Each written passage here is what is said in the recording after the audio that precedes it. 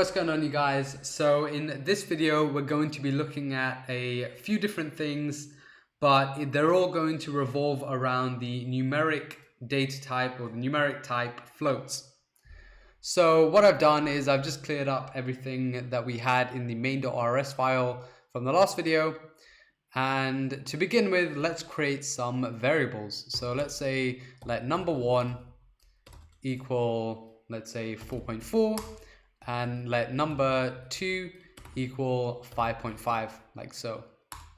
So I may have mentioned it in the last one, but what's happening is we're setting 4.4 to number 1, and this 4.4 is a float and or a 64-bit floating type, as seen here. This F64 tells us it's a 64-bit floating type, and this is inferred. So we haven't actually told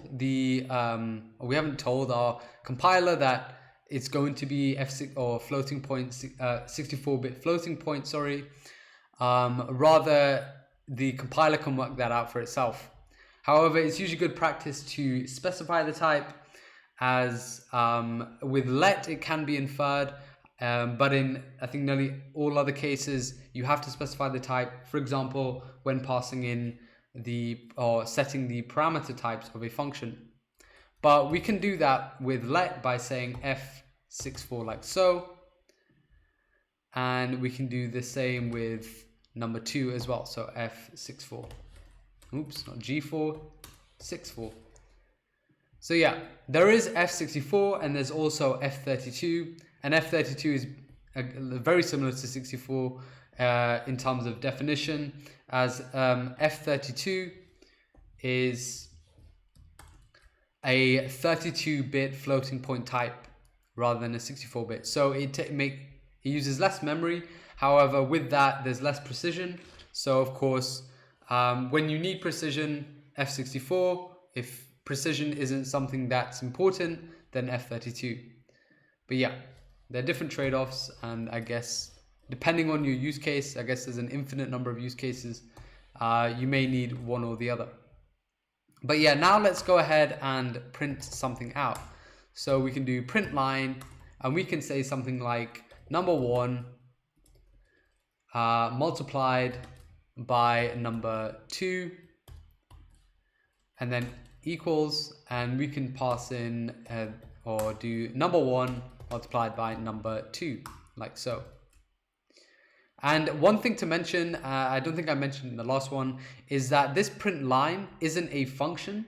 It's actually a macro. And the way you can tell if something is a macro is by the exclamation point at the end. And the difference between a macro and a function, actually the first thing is more of a similarity. They're both very similar in terms of how they're called, as you can see with the name and then the curly and then the brackets. But with a macro, it's more like you're doing some code transformation, in that when you call a macro, what that macro then does is kind of unraveled into a bunch of different function calls. So for example, in the case of print line, one function may be to solve something like this or figure this out, number 1 times number 2. The other one would be to kind of get this string ready and then kind of staple this number 1 and number 2 result into the string. But that's like a very basic overview of macros. We will go into it in the future, but for now, yeah, print line isn't a function, it's actually a macro, and you can tell that with the exclamation point or mark. But yeah, so we can go ahead and run this. So let's just clear this up and do cargo run. And you see number 1 times number 2 is 24.2, and then a bunch of zeros and then 3. So as said, like in a lot of cases when doing creating a variable with let, you don't always have to specify the type. Sometimes you may have to if it's a rather complex object, but in our case it's good practice to do it, as it helps it's for readability, it helps. But now let's go ahead and create a function. So I'm just going to go ahead and create a file called float_types.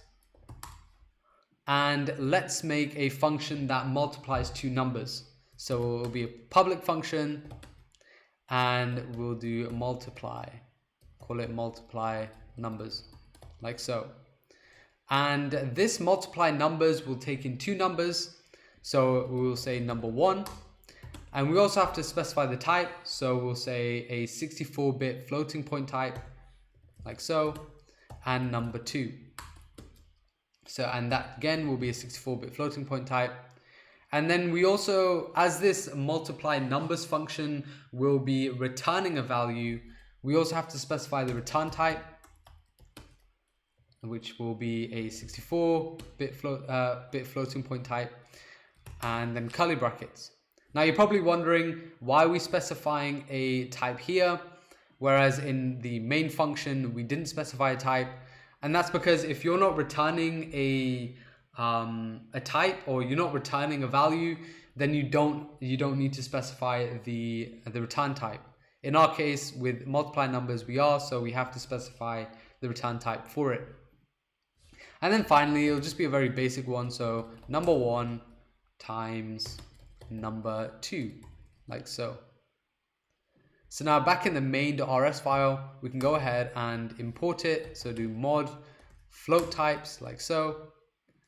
And then we can do float types, : multiply numbers. And then as the parameter names are basically matched with the variables we created earlier, we can just get rid of all this here. Oops.